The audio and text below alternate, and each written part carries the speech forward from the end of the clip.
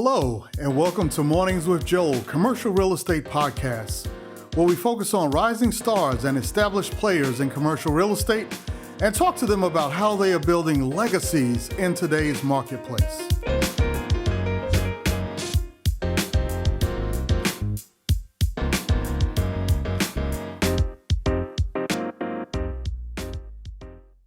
Hello, we want to welcome you to the Mornings with Joel CRE podcast. We're very excited to have you here today. And we have a very special guest, old classmate of mine, Tanya Kennedy, who is doing some great things up there in New York. We're very excited to have her. And even though she's not in the real estate space, because she's one of the smartest women I've ever known, I've actually had to bring her on. So, and I mean that literally, this girl is brilliant. So excited to have her here. And Tanya, what's happening, girl? How you doing? You are putting a lot of pressure on me. I want to say good morning. It's great to see you. I thank you for the kind words. I'm not sure if I deserve all of them, but let me say, Joel, I am so proud of you. You are a rock star in your field, and also you are an awesome family man, a great representation of Black husbands and Black fathers. I certainly appreciate you. Oh, wow. Well, thank you, Tanya. I didn't expect that. So now I'm under pressure too. So well, thank you very much. Wow. So I appreciate that. But that was very kind. So, so let's go ahead and jump in. I know we're getting started a little bit late. That's, some technical issues here, but, it's been a long way for everybody who doesn't know. Tanya and I were classmates back in high school, believe it or not. And we've seen each other grow over the years. And all of a sudden, this light shining beacon came on the scene. It was like, wow, Tanya's really does some great things. So, Tanya, what exactly are you doing right now? You're not in the real estate space, but you have a very prestigious position up there in New York. What exactly are you doing? Well, I'm very blessed and fortunate. I've been on the bench now for a little over 15 years. Last year, I was appointed to the Appellate Division, First Judicial Department, Supreme Court of the State of New York.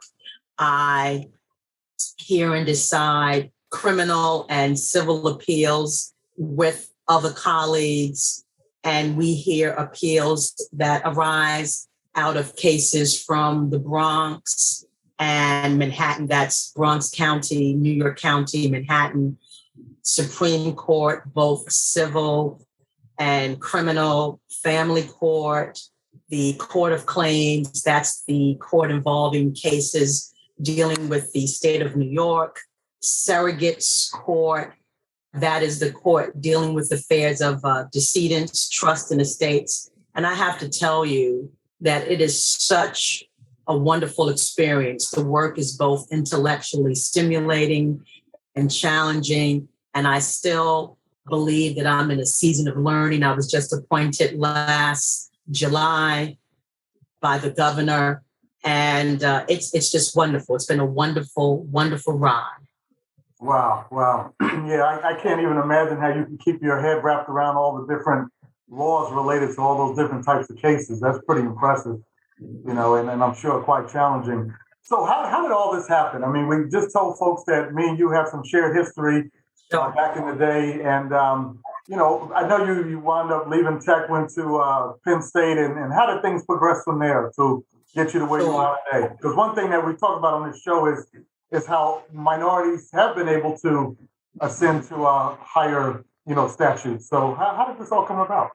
Sure. I think my story can apply to anyone. And what I mean is that when I was an attorney working for the New York City Law Department, Office of the Corporation Counsel, I had a supervisor, was a Black woman named Betty Lawrence Lewis. And she told me that I was going to be a judge. I have to tell you, I laughed at her. I laughed at her because I did not see myself in that position. So that just goes to show you that very often people see things in you that you do not see for yourself. That's why I think it's so important for all of us to speak life into others, no matter what the age, but particularly for young people, because I always say in order to be it, you have to see it. So whether it's real estate, whether it's banking, we have to share our stories and let others know, hey, if I did it, you can do it too. So it was certainly having those individuals, people who looked like me, and very often people who did not look like me. And they saw my potential and gave me an opportunity. They opened the door. And that's what it's going to take. Certainly hard work, education is important, but having both mentors and particularly sponsors, because those are the people that are in the room when you are not in the room to advocate for you, whether it's a promotion, whether it is an appointment, whether it's an invitation to join a committee. And that is what happened to me. That's fantastic. And, you know, you kind of hit the nail on the head. In commercial real estate, minorities represent somewhere between 3 to 5% of this industry, but yet and still, it's one of the industries that generates the most revenue of anything out here that anybody can do other than maybe tech. You know, and so you don't generally see minorities at that level. And to your point, it has to be all races of people that, you know, see the value in you, things that you might not see in yourself, and are willing to put that out there and put that forward and push you forward. So it's important not to burn any bridges and, you know, be fair with everyone and, you know, stay away from bias and other things. So very good points, Tanya. So, yeah, I just want to add one thing if I can, you know, and that's why, you know, diversity, inclusion, and equity is so important, not just in the legal profession, but all professions. Mm-hmm. Certainly, we talk about diversity, having different groups of people, but it goes way beyond that. Mm-hmm. We have to talk about inclusion.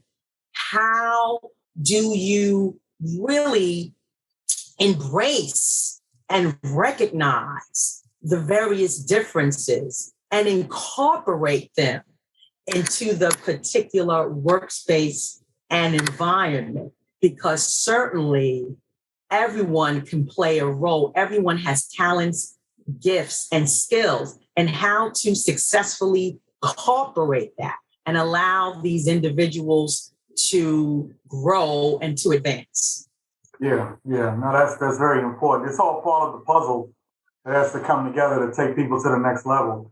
You know, but you talk about being able to see, you know, advancement of individuals. And, you know, before we started recording, you were talking about how the back in the day music and all the rest of it, and how we were talking over the weekend, these folks are finally getting their props.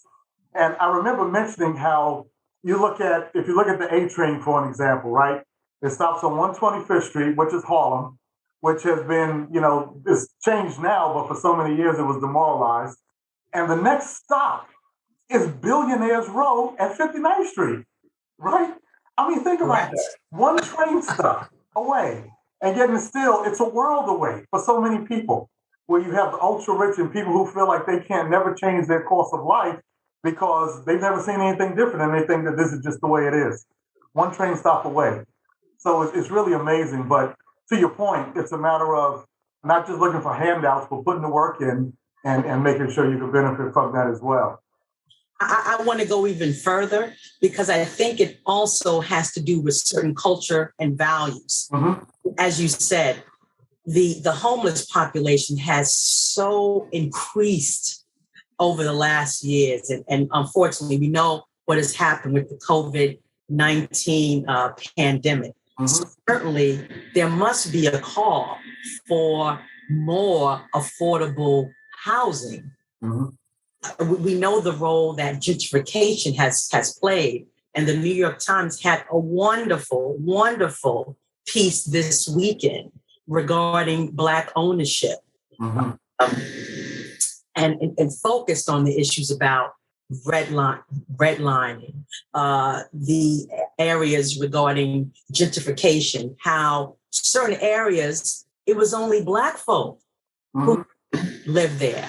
Now there are others, but then the prices go up And it's very unlikely that people who look like you and I will be able to afford these areas. Yeah.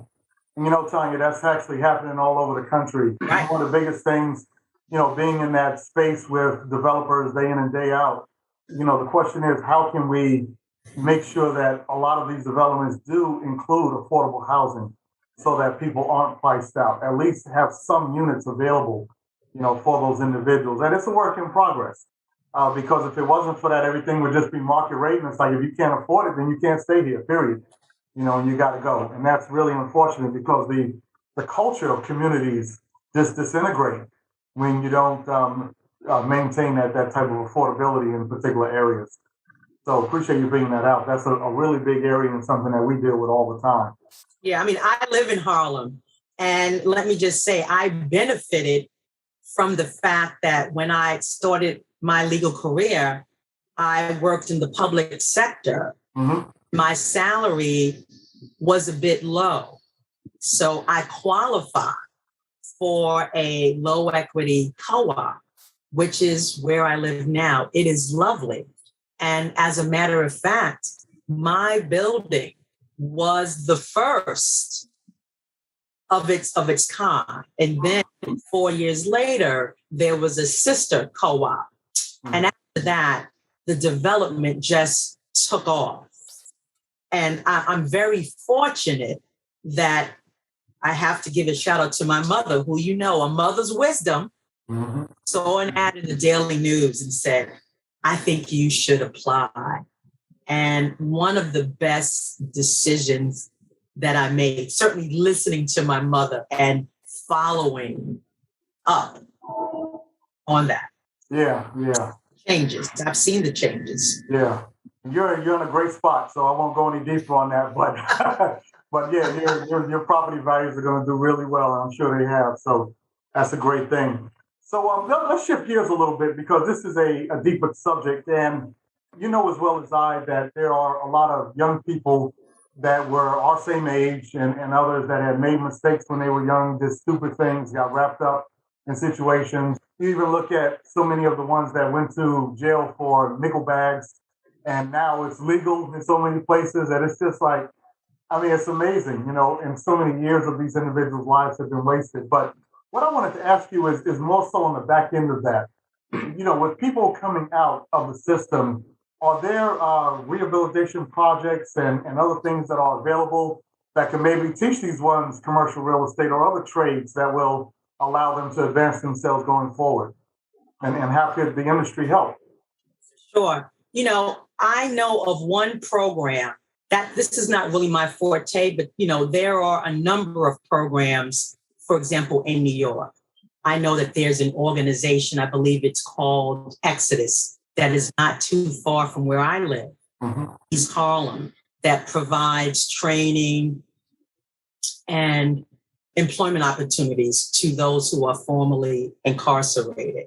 There's another organization, I believe it's the Fortune Society, which is also in Harlem, that provides similar services. But the bottom line is not only rehabilitation, but certainly having the proper opportunities for training and employment. Because unfortunately, I think that many have turned to the criminal justice system because of a lack of opportunity. Yeah. Did not have anyone to say, you're smart, you're brilliant, you can be this, you can be that. Of course, some of it was just being in the wrong place at the wrong time. Right.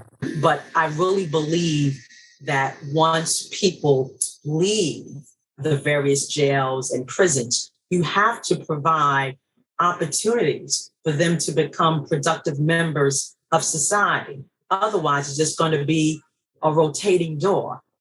Yeah. No, that's a valid point, and just thinking back, I remember as a young guy growing up, it was the only way to really get out of the ghetto, if you will, or a rough situation was basically through drugs or sports. I mean, that was the mindset, and then hip hop came along and it was like, well, maybe you could do hip hop, right? So you had three things, but you never, and that's kind of why I brought up the point about Harlem being one stop from Billionaires Row, because even though it was so close, it was miles away. It was like from here to Mars, the mindset of people. And so part of the mindset of individuals has to change in order to re-indoctrinate themselves into what they can become, as opposed to what their past has been, and thinking that that's the only solution.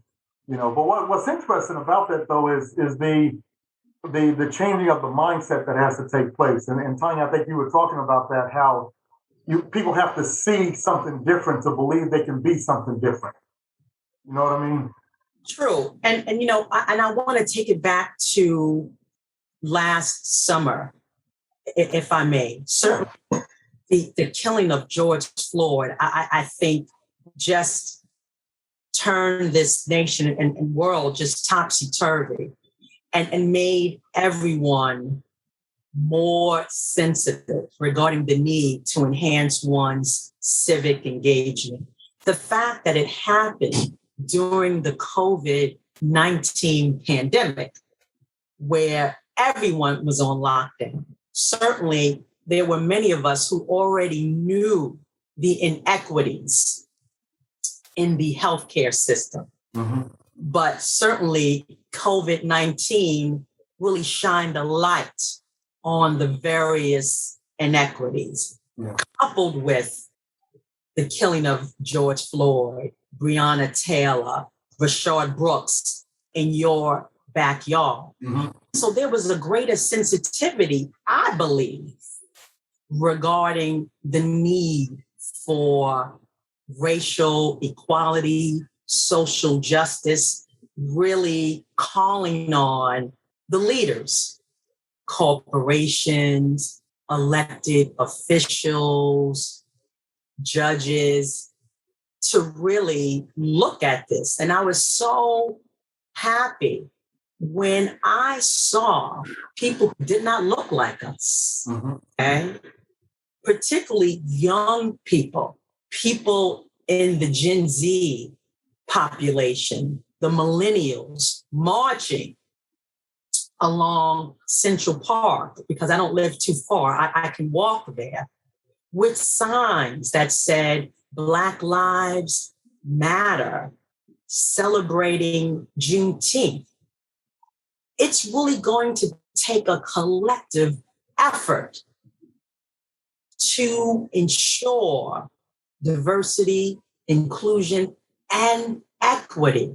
And I'm so happy that those in the white community are beginning to understand the issue of white privilege, and to know the importance of them being our allies. We're really all in this together. I know that there are other efforts going on to counteract that, but I do believe, I do have hope that although things may seem dire and we know what's going on, that there are enough individuals out there that are more knowledgeable. And if they're not, they're eager to learn about how I can play a role. So I think things are changing, but people have to be engaged and stay engaged. Yeah. Appreciate you bringing that out. Let me do this because I really want to go a little bit deeper on what you just brought out. Again, that's a subject that affects our industry as well on the real estate side. But I want to open it up to questions. We're going to do this a little bit earlier this time because Tanya has to jump off at an earlier, she's got a hard stop coming up. So I want to go ahead and open that up. So you can put your questions in the chat, or you can raise your hand and we'll be happy to answer those and get you involved in hearing the discussion. But while we're waiting on those questions to come in, Tanya, let's talk about that, because one of the things that has frustrated many minorities that are focused on real estate, for an example. And again, this is a broad subject of every industry that's out there, because there's minorities trying to make advancement in every industry. It's not just real estate. But with it being a real estate show, obviously I know more about that. One of the biggest issues that we've had is, you mentioned inclusion, and it's the access to capital. So you're trying to get a deal done and you can't get access to capital. And what happens a lot of times is that the sponsors of these deals may have a grandfather or an uncle or somebody that they know very closely that says, yeah, I'll stand behind it and make sure that everything happens right and that the deal gets done. Or they're able to form these partnerships with some other white group who has done it before and has that track record. And, they're able to make things happen from that standpoint. But if you're a minority and don't have those relationships and your father hasn't been in the game and all that type of thing, you're locked out. So how do we continue to make sure that corporations and other entities are, putting their money where their mouth is? They're saying that all this money has been set aside. Is it really happening? Will it happen? How do we make sure that that's going to take place? And, the news died. The news story is not going to change. And then all of a sudden everybody forgets about it again. And that money just goes right back to where it was before. Yeah. So I'm going to answer it this way. And these are some of the answers that I have given with respect to diversity and inclusion as it relates to the legal profession. So as I said, in order to be it, you have to see it. Mm-hmm. So one thing I pose to you is including younger people, letting them know that these type of careers exist. Mm-hmm.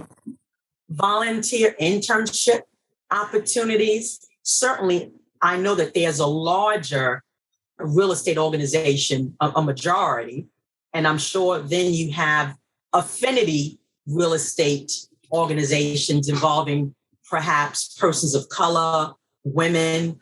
And I want to know, certainly, are you members not only of those affinity groups, but the larger majority organizations, and asserting yourselves, mm-hmm. becoming active. I know that there are various newsletters and blogs, writing the art articles, seeing if there are opportunities to partner. Mm-hmm. And certainly as it relates to capital, right, that maybe 2 or 3 of you or more will have to pool resources together.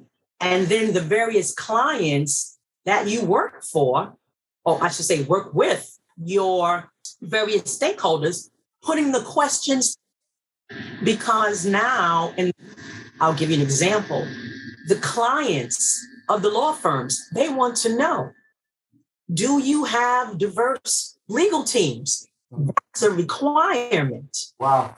Same thing with corporations. They are calling them to the carpet to say, do you have a diverse team? Mm-hmm. Things like that, I think could be done, not only in real estate. As I said, I think it's in any mm-hmm. organization, but these leaders, you have to call them to the carpet and then perhaps create metrics. If they say we're going to do X, all right, well, then let's measure that. Have you done it? What are the benchmarks in order for you to get there? Yeah, that's funny. I think you've been looking over my shoulder. There is a posting that's actually going to be coming out today that we're doing in unison with Rutgers University. That's exactly what it is. We're going to be polling people to get an idea as to whether they've been benefactors of these initiatives and other things, and whether even the perception of it, because there's a lot being said, but the perception of people might be that these corporations aren't doing what they say they're doing. And so we're kind of diving into that. And so Rutgers University has agreed to participate with us in this study. So we'll keep an eye on that. But you're exactly right. And we're thinking the exact same way in that regard. Let me get one of the questions here. Uriah, I don't know if you're in a position where you could ask your question. We would love for you to just go ahead and voice it directly. If you are, there you go. You're unmuted. So you mind asking your question, Uriah? Good morning, everyone. Good morning, Your Honor. I have a question. What are some ways to proactively counter what I deem gentrification tactics that are facilitated and employed by local tax entities that have a negative impact on Black families? To put it a bit more into context, I've lived in Atlanta for 10 years. I've lived in Chicago, Denver, Dallas, and I've always seen this dynamic where local tax commissioners in their offices, they go into predominantly Black neighborhoods, and they take the values of properties purchased by non-Black families and use that as a new benchmark to accelerate the property appraisals for that local community, so much so that over the next, let's say, typically 2 to 3 to 5 years, the tax assessments on those properties become so high that the existing Black families are not able to afford it, thereby creating this transition to properties going into tax liens, et cetera, thereby losing their properties. So I've seen that happen time and time again. I even live in a neighborhood now where I see that currently occurring. So I'm just curious to know, what are some ways to counter those gentrification tactics that are embedded into the fabric of the local county legal system and the tax system that enable them to accelerate the property taxes, thereby disenabling Black families to be able to afford their properties from a tax standpoint? I'm going to answer it this way, but before I do, let me say that Atlanta is one of my favorite cities. I was there a couple of months ago. Now, judges are not supposed to be biased, but I am. New York is the best place to live, but there are a lot of close seconds like Atlanta. So you're in there. Atlanta and Chicago, two of my favorites. I'm going to answer it this way because I really can't speak on that. That's not really within my wheelbarrow. But I believe that this answer that I will give applies to you and to everyone on the line. All of us, and I'm really going to say all of you, have so much power that I don't think, well, maybe you do realize it. And it's the power of the vote. Now, as a judge, I am ethically prohibited from engaging in politics and partisan activity. So my answer is not about a particular political party or a particular candidate. But the bottom line is this: judges have a daily impact on the lives of persons in the community. Judges can be either elected or appointed. I was an elected judge. So this answer really is more towards those who are elected, but I'll come back to the appointed route because I'm going somewhere with this. Very often when we're voting for judges, we don't know who they are, their background, their qualifications, when judges are the ones who interpret the law, uphold the law. And to me, I think that the community would want to know, who are the judges? Are they sensitive to the needs of the community? Now, let me take it to elected officials, the ones who enact laws, or the ones who do not enact laws. And then the ones who enforce, uphold the laws. And so once again, it's about civic engagement.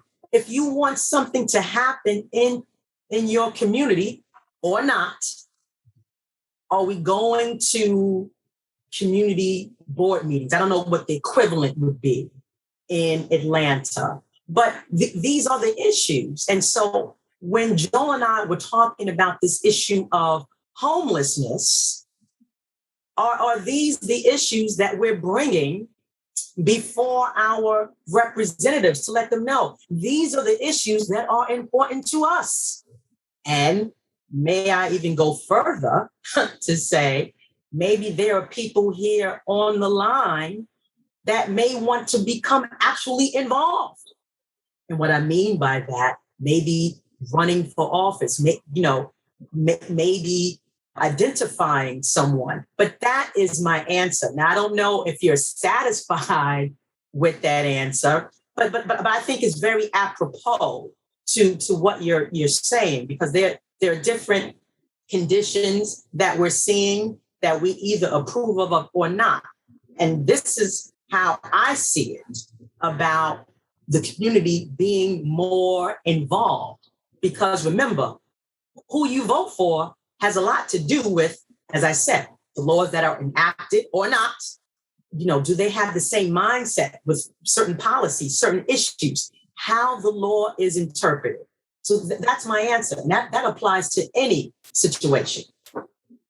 Absolutely. Thank you, Your Honor. One of the books that I'm reading is a book called The Color of Law by Richard Roxy. I don't know if you had an opportunity to check it out. Can you repeat that for me? I'm sorry. Yes, ma'am. It's called The Color of Law. Let me write that down. Hold on. And it's a New York Times bestseller. Richard Rothstein is the author. I don't know if you've had an opportunity to check it out, but it is a eye-opening, mind-blowing book that really put into context some of the dynamics or the components of my question. But no, thank you for your answer. I truly appreciate it. Thank you. You're welcome. And thank you for the book referral. Absolutely. I don't have any more books that I can fit on my bookshelf. So now I'm focusing on Audible, and I'm listening to White Fragility, Robin DiAngelo. Yes, I've seen that one. Right now. Okay, I got to check that one out. Thank you. Yep, you're welcome. All right. Well, good job, Uriah. You got her attention. So, good stuff. No, we appreciate it. So it's quite interesting how all this comes together. This issue about gentrification is really a tough one, because what happens, people used to say, and this was actually a study that was on some news channel, I can't even remember right now, but it was an investigative report about how a lot of white folks were saying blacks bring down the value of real estate in their communities, and that's why they're leaving. And the article brought out, or the story brought out, that, well, it's you that's dropping the price of your house to get out. And you dropping the price of your house sets the new benchmark as to what the real estate values are worth. So who's really bringing the values down? You are, by dumping your house in order to leave because you don't want to live next to a certain ethnic group. So it's funny, but now the flip side of that is certain ones moving into a neighborhood and increasing property values, because of that, but now squeezing out the ones that are actually there. So it's a strange dynamic as to how that actually plays out. The tax base and everything else is difficult. That's why I think the solution is, affordable housing. But the problem with affordable housing also is the density issue. You can't go into every neighborhood where there's, maybe, let's say 100 single family homes and build 1,000, apartment units. Everybody's not going to want that. And now you can say, well, those 100 people can now live in my apartment building as affordable housing, but is that really right? I mean, that changes the whole complexity of the community. So it's a difficult issue, but I appreciate you addressing that, Tanya, and giving your thoughts on that. Let me jump to Jerry real quick. She had a question. Jerry, we appreciate you being here as always. Thank you, Joel. Okay, I just want to say thank you for coming on, Your Honor. It is a pleasure and an honor for us to have you and for us to be able to see you. You get it? Like, to see I get it. We talked about being able to see ourselves, your appearance here, and your message will continue to perpetuate and be part of what you are speaking to as far as being visible. Two questions. One, you talked about the impact of culture. So one of the things that we seem to be as a people or people of color in our communities, not having a culture that values real estate the way that it could be valued. In your experience, how have you seen that could be impacted so that we maintain our power through real estate as a part of our culture? First of all, I thank you for the kind words. And let me just say this. When you said that it was, and I'm paraphrasing if I may, a pleasure to sing you. This is why it's so important to have diversity within the legal profession or any profession, but, I'll focus on the legal profession. The reason why is because when people are truly reflective of the community, when they see you, you understand. I believe, this is my personal opinion, it yields a greater respect and trust in the system, whether that's women, persons of color, people of different gender identities, orientation, and the like. So I want to thank you for that. It's very interesting that you brought that up, because I'm sure we've all, read the various articles or even some of the shows about declining Black ownership. For example, like in Martha's Vineyard, you had homes that were passed down in generations, and Sag Harbor, right? For whatever reason, the younger generations no longer wish to carry on that tradition, even here in New York. And I really encourage you to look at that article. It's about maybe 7 pages in the New York Times about Black ownership. It's just really incredible. And the same thing, that many of the children do not want to retain the brownstones. And I just think, this is just my personal opinion, has nothing to do with my profession, right? That we weren't really trained in that. Some of us were, and I really have to commend those who were, who understood the value. And I just think it's about education and, various programs that I knew existed for increasing home ownership. I'm not that involved, but that's what it seems like to me. I mean, we know about the wealth gap, but where does that come from? It really comes from over 400 years of slavery, right? And the various communities that have benefited from that. And that unfortunately, the Black community is still reeling from those effects. So that's my answer. I hope I've addressed the question. You have. I mean, and it's not just ownership, like home ownership too, addressing everyone on the call in the commercial world, right? The power of ownership in commercial. Have impact. Yeah, that's a whole nother conversation. I just want to say something. And then, we just have a certain mindset. Let's just be honest, right? That sometimes we won't frequent or patronize Black business. There has been this myth that white is better. They provide better services, or they're too expensive. Well, maybe they are, because they don't have the resources as others in the majority community. So it's about a mindset, and it's about just, taking action to say, hey, we have to support Black business. And I know that's going on, but, more education and more partnerships. That's what I would say. Okay, thank you so much. You know what, I want to address one thing, because you bring up an issue of research for myself. And I know we're coming close to the end of our discussion here, but I looked into this personally when I was doing a lot in the area of financial education and financial literacy, especially as it relates to real estate. And what I found was that the average white family buys their first home in their 20s, and the average Black family was buying their first home in their 30s. And in their 30s, the average white family was now on their second home. So by the time the Blacks were just getting started, and understand, real estate generally makes up about 50% of a person's net worth, right? So if you don't have that and you're already 10 years behind, where is that going to show up down the road? You're always going to be behind, you see? And it's because of that way of thinking that it's not that important, or let me get my fancy car first, or whatever the case was. And that was a dynamic that needed to change. And I noticed that statistically, that the other, the white families were generally much further ahead, because they were buying real estate almost 10 years before Black families. Now, you take that and you translate that to commercial real estate. If you're not even thinking about buying your first home until you're in your 30s, and you're looking at your second home maybe in your 40s or 50s, you definitely ain't looking at commercial real estate, right? Because that's a whole nother planet down the road. You might start looking at buying some single family homes as a retirement package. So it's a matter of changing the dynamic. And Tanya, it goes back to the same thing we keep saying over and over again. People have to see it. The next generation has to see people doing these things in order to believe they could do it themselves and do things a little bit different.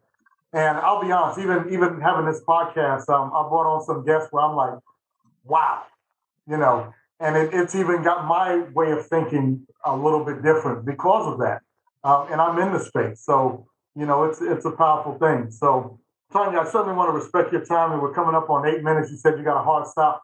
What else do you want us to know before we shut it down for the day? You're my very special guest today. I'm so happy to have you. I think it was a great call.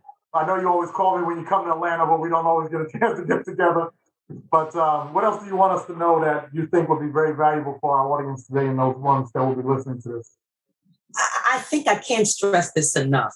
Mm-hmm. We live in such perilous times. But in spite of that, I have hope. I have hope that we will overcome. I really do.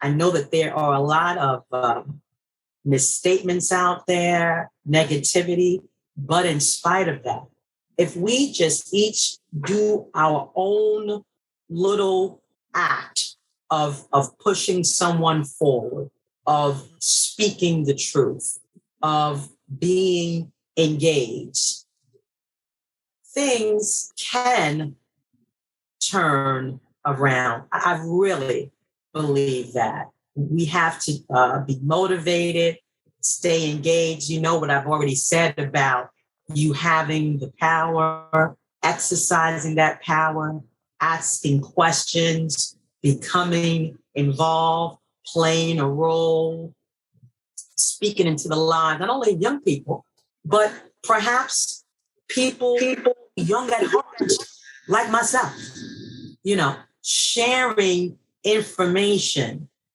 pushing each other forward and upward, combining the resources, whether that's financial, whether that's informational. That's what I see. Forming key alliances and certainly broadening the network. Yeah, exactly. And technology has allowed us to do that. I mean, look, certainly I'm seeing, I can't count all the boxes real quick, but look, I'm being engaged with a number of people that I would not have otherwise been engaged with. And that's through technology. So there's some great things that are happening with technology, and we have to leverage that. Yeah, I couldn't agree more. And that's kind of how this even morphed into what it is today. I want to thank Jerry and Uriah, who have kind of been on my back. They're like, you ought to turn this into a podcast. You ought to record this. And because I wasn't doing any of that. I was just like, hey, I'm just talking to a friend of mine. What's up? How you doing?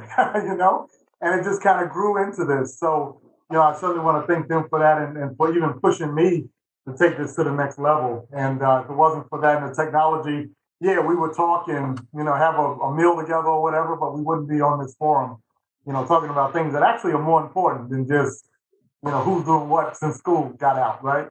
So, this has been a beautiful thing.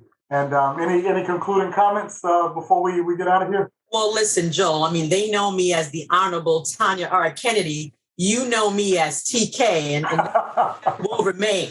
All right. What's funny is when I was putting this out, I put out that TK, and she was like, "No, I'm the Honorable." I was like, "All right." But for you, that's my homie. Yeah, homie. So, you go way back. I'm not even going to flash the picture of us back in the day. So I know you said you don't want that out there, but that's a historic picture that we'll never forget. We look better now. I know. How about that? It's all good. Yeah. Might be a little heavier, but it's all good. It's all good. We're alive and healthy. Absolutely. Well, TK, thank you so much for carving out a section of your day to be with us today. I'm sure everybody really appreciated it. We'll be getting this live pretty soon. And you've been listening to Mornings with Joel, CRE Podcast. We want to thank you very much for being here with us today. And to all, thank you very much. We look forward to having you back next week as well. Thank you very much. Keep up the good work. Order from the court. There you go. Thank you, Tanya. Bye-bye. Stay safe, everyone. All right. Bye-bye. Take care.